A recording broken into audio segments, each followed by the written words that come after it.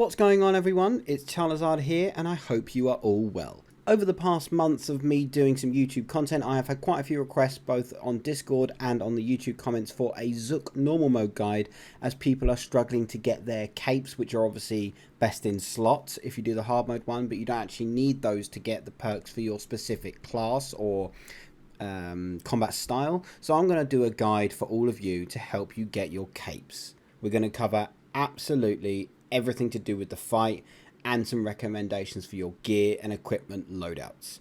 Let's get into it.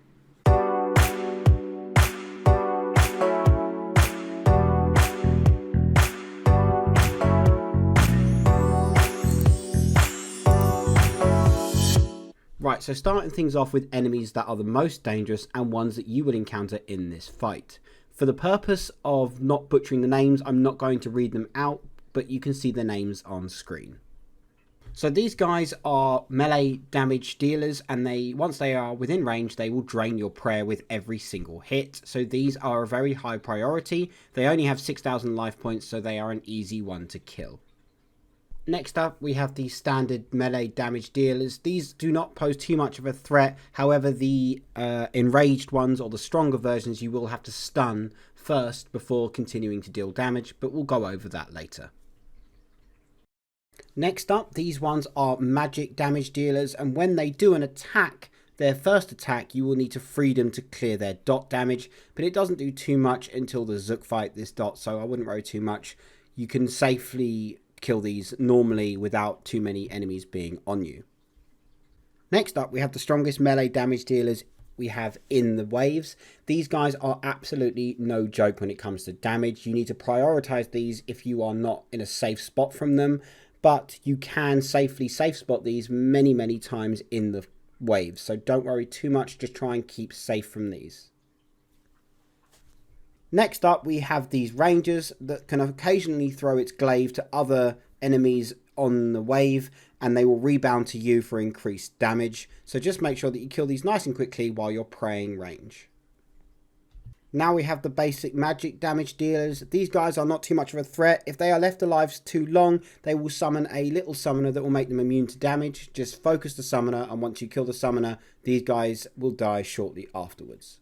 Next up, we have Jad. Jad is exactly the same as you will have fought in the fight caves before him. He attacks with range and magic. As we will be using magic, you will always be at a distance, so you never have to worry about praying melee.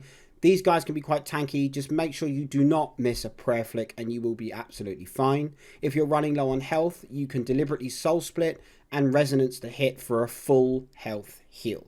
So these guys are a free heal and not too much trouble if you can prayer flick effectively.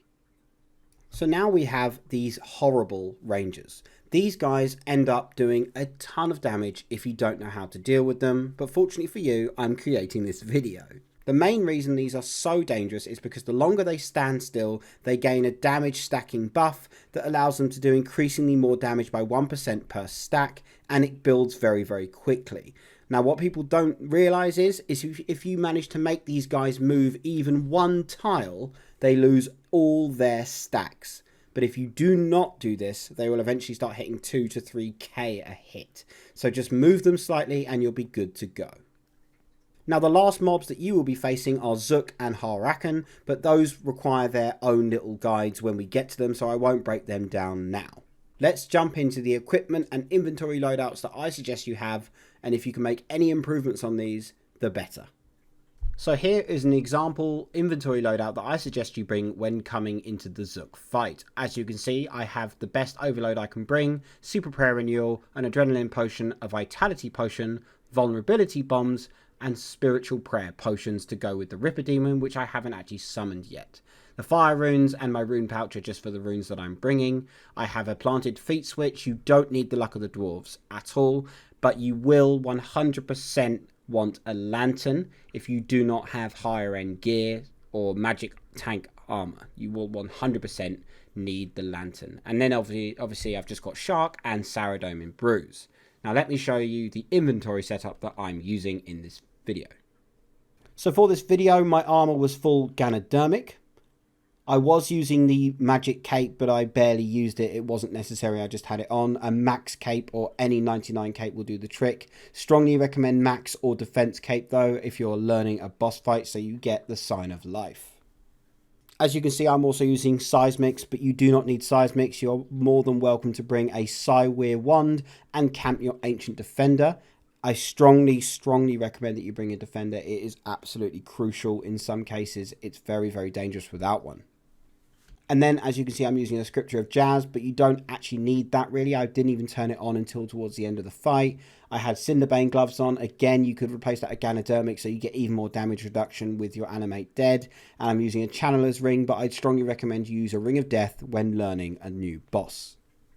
I know I touched on it just a second ago, but I do want to reiterate, Obsidian Armor will do just the same job as this, if not better, if you have done the quest. The quest is kind of a pain if you haven't done it already, but if you have done it already, I strongly recommend you do that and overcharge it by handing in the Tokkul at the fight arena to get an increased damage reduction.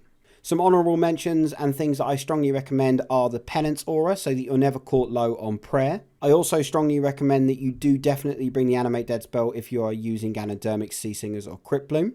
In fact, I'd say it's absolutely important. It's not a suggestion. You need Animate Dead if you are using something lower than Crypt Bloom for your magic tank armor. And finally, I also suggest that you bring a Poison Potion +++ when you're using Cinderbanes, or even without, it will still give you a lovely damage boost. Right, so now we have broken down all of that information, we're now going to go through a full run, all the waves together. Now, for the first few waves, you will only encounter a few enemies, nothing too difficult. I did actually Sunshine here at the beginning just to speed things up, but you don't have to do that. The first wave is all melee enemies, and watch out for the ones that drain your prayer. So this will continue for the first few waves. Just keep referring back to the beginning of the video where you understand what each mob does and what I suggest you do. The main thing to keep yourself alive will be to soul split when you know you're safe and to be praying the right prayer. That is so important. So we are now slowly approaching our wave 4, which is our first of 3 special waves, and I'm going to talk you through how to deal with them. For wave 4, they will all spawn melee minions, and 3 of them are larger than the rest. To deal damage to these, you need to stun them first. Do not use anything else first, otherwise he will heal. And as soon as you've stunned him once, he'll have a little blue progress bar underneath him, and you'll kill him well within that time. It will not be an issue. Once you've stunned them once, just DPS them down, and you can focus just these 3 main minions. You don't have to kill all of them, as once you kill the 3rd minion, you will get a action key button that will kill all enemies left, and you will have to DPS Zook. So as you can see, I am now on my way over to Zook now that I have the action key up and I've killed all 3 minions. My rotation here is to use my Planted Feet switch and use Sunshine. Upon doing this, I will use my Adrenaline Potion and switch back to my primary weapon, Psyweirs or Seismic, whatever weapon you've chosen to bring, kill the minions and start DPSing Zook. Once you've done this, if you can't do the 50k damage DPS check, do not worry, it's just the same wave again, it's not a problem at all. Just take your time and you will get him down, don't worry. Now, as soon as you've done the 50k life points, you'll be met with these 5 guys. What I recommend doing here is if you have Greater Chain, it will help you an absolute ton. You need to kill all of these to get a flawless run, but do not worry, I've actually noticed that you don't have to go flawless to get the Igneous Stone for your cape. So, as I mentioned, kill all of these. If you can't kill all of them, make sure you leave only a maximum of 2 standing so you don't take too much damage so you don't die. And then we're back into the wave-based enemies. So now that we are back into the wave-based enemies, just remember everything I've told you to do with the enemies and which priority to take them in. There are safe spots where you can see I'm standing now. If you stand on the other side of this wall, you can actually safe spot all the enemies and deal with Jad amongst your own time. So do not worry too much there. It's all about finding the spot that's safest for you. There are multiple safe spots, so I'm not going to break them down. Just make sure you've got the priority right and that you're praying the right protection prayers at all times.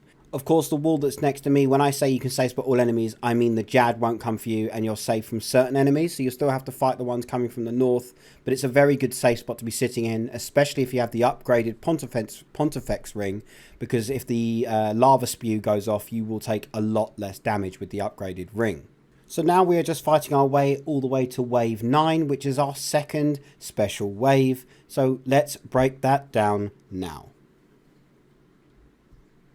So here we are approaching wave 9, and this time you have 3 rangers. Again, similar thing to the 4th wave, they are all slightly larger than the rest, and the way to deal with these is you need to use a threshold ability in order to stop them healing. That can be any threshold ability, it doesn't have to be a stun like wave 4. Again, you only have to target the first 3, and then you get your action bar. You will not have to kill all the enemies. Protect range, use devotion, use reflect. This is why the defender is absolutely crucial. So, as mentioned, now that we have got our action bar, I'm just building up a little bit of adrenaline so that I can get my sunshine on cooldown, and I'm going to run over to Zook and use the same rotation again. Now, as you can see, I'm absolutely having no trouble with just a tier 90 weapon. You can bring much cheaper options than the seismic duo. Again, if you can't handle it, don't worry, you just repeat the wave again. It's not the end of the world. It's not a race. You just need to make sure that you don't die. Now, this enemy that you have to fight, you have to hit, I believe it's either any damage over 3k or over 4k in order to deal damage to him, which is why the sunshine is so important, and the planted feet so that it lasts. Things like a Gothic staff spec and things like that will take him down very, very easily. Now, something really important to note here is I have sped this up until we get to the next wave, which is wave 14. There are some very problematic waves coming up, which you might struggle with in this part. But as I mentioned, this is only a recommended setup. So you could bring a pack yak if you want and plaster yourself up on food. You have slightly less DPS, but there's no massive DPS races here. You just need to make sure that you're surviving, and if the extra food helps, then please, by all means, do bring that. As you can see, I do resort to the safe spot I've mentioned before by this wall quite a few times in this, and I do try and get the soul split flicks in if I can. That helps an absolute ton with the food. Again, keep referring back to the beginning of the video to understand what the enemies do and the priorities and the struggles or the techniques that you can use to deal with them, or to come up with your own battle plan, if you will. So this wave, you can see on screen now, there's some of these big rangers. As I said, as they get to stand still longer, they get increased damage. So just make sure that you walk them a little bit and they will lose all their damage buffs. Make sure you're protecting the right things. Use devotion. Use, use resonance as well, and you'll get some free heals as well. And now we're on to wave 14. So now we're on to wave 14, and you get 3 magic wielders, which are all very clearly marked by the barriers around them. The way to break their barriers is just to stand near them.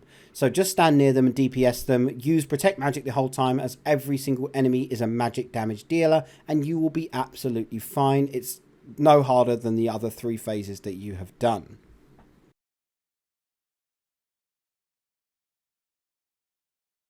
So if this is your first time running through, which I presume it is as you are watching a normal mode Zook guide, I strongly recommend that you do not do all the DPS that you need to kill Zook in this first run.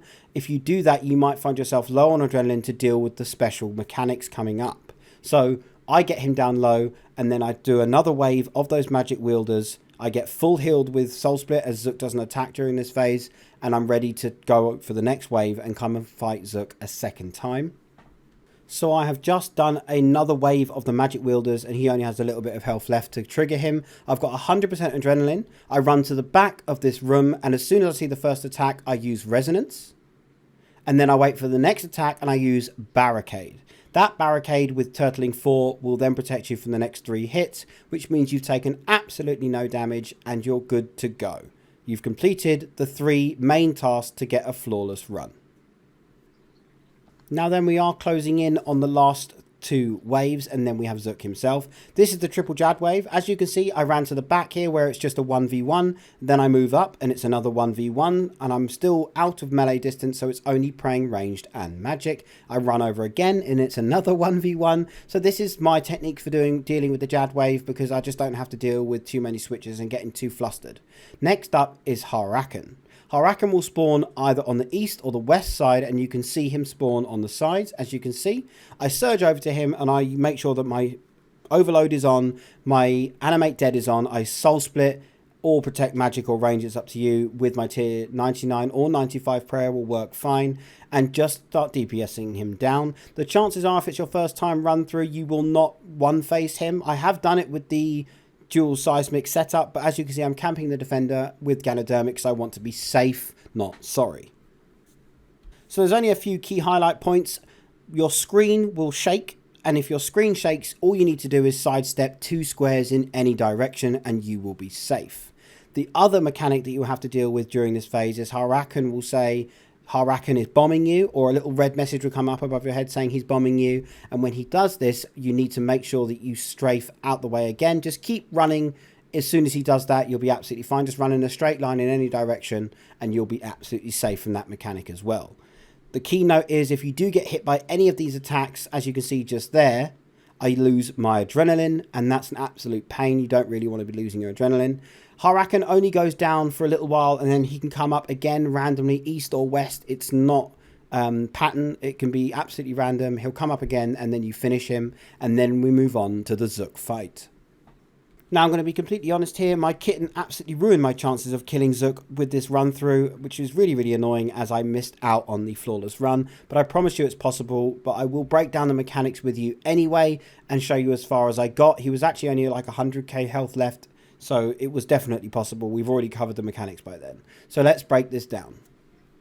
Now, the first mechanic he does when he lands is Geothermal Burn, which is melee damage, so make sure you're protecting melee. He will place a dot on you. All you need to do is Freedom to remove it. There is one other mechanic you need to make sure you do not get hit by, otherwise you will need to use Freedom again to remove the magic stacks, but we'll cover that in a second. Next up, 3 more auto attacks and he will use a move called Sear. You need to run 15 blocks in order to remove this. If you do not do this, he will continuously drain your maximum life points. What I do is I surge through, which is 10 blocks, and then start running back through him, which counts as the other 5, and then this mechanic is dealt with. Next up, 3 more auto attacks, and he does a move called Quake, where he summons things that spawn on the floor. You need to make sure you do not get hit by these, otherwise it will apply that magical tick damage, which you will need to then Freedom from.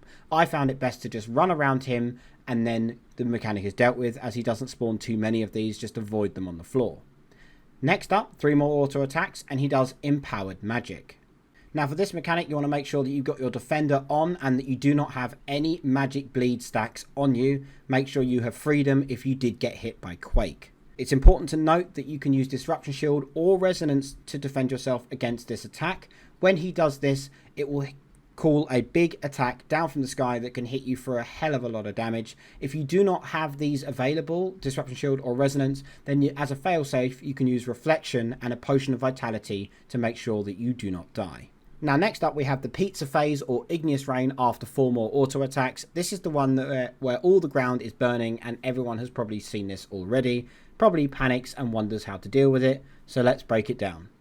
Now as you are facing the boss, as you come into the boss room, the enemies will spawn in a clockwise motion, and it's always a 135-degree angle. Now to successfully deal with this phase, you need to kill all 3 enemies, preferably within the time limit, so this is almost a DPS check, before the next enemy spawns. And you will fight in order the melee one from phase 4, which means you need to stun and then DPS. The second one will be the range one, where you use any threshold to kill him or to damage him and then finish him off. And the third one is the magic one with the barrier, stand near him and kill him while you're in proximity. Now I know that's an awful lot to take in, but I wanted this to be an in-depth guide to help you get your kills. Eventually you will go flawless the more you get used to it, so you won't just watch this guide go flawless and think, wow, this is amazing. Everything takes practice to get good, but let's break down those mechanics together with an actual run through of the boss fight myself.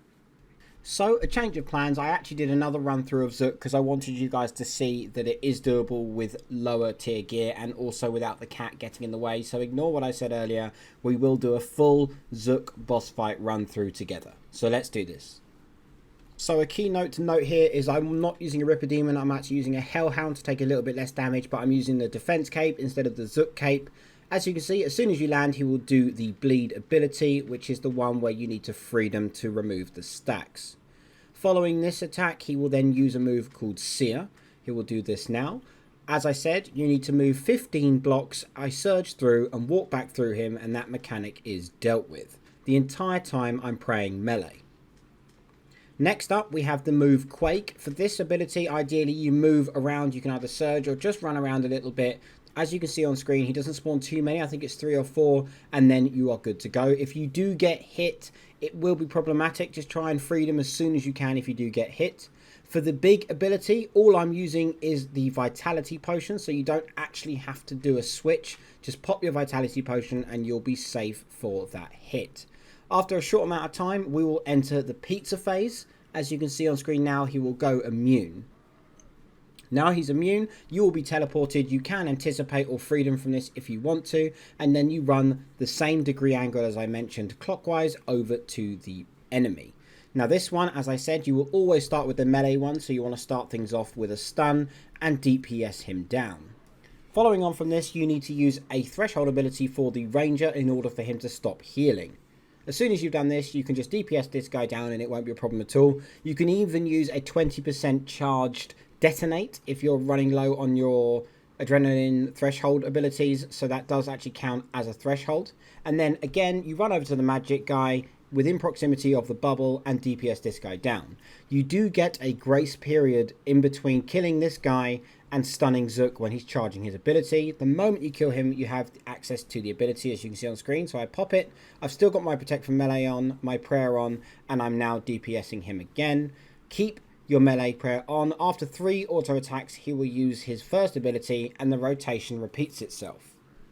So I'm going to speed through this bit quickly as all the mechanics repeat themselves, as I mentioned before, until you reach 100,000 life points and the mechanics reset again, regardless of which mechanic he did last. So if he's just done his first, second, third or fourth ability, whatever, he will reset back to his first ability when you reach 100,000 life points.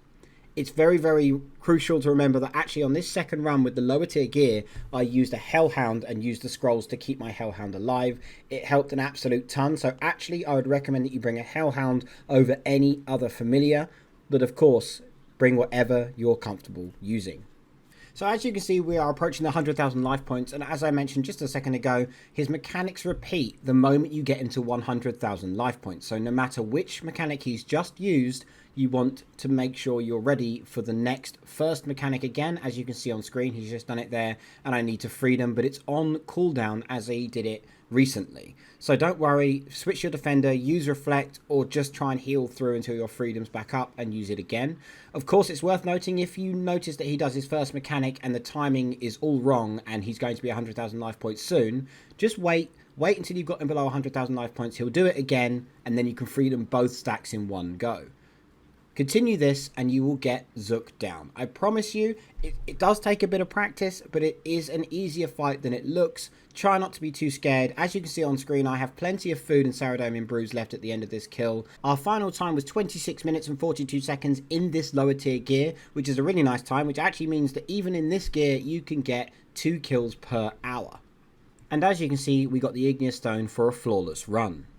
So there you have it, everyone. There is my in-depth Zook guide on normal mode to help you get your capes. They are absolutely insane. Of course, the hard mode version is a lot more difficult, and if you would like me to try and push myself to get that done and make a guide for it, I would be more than happy to.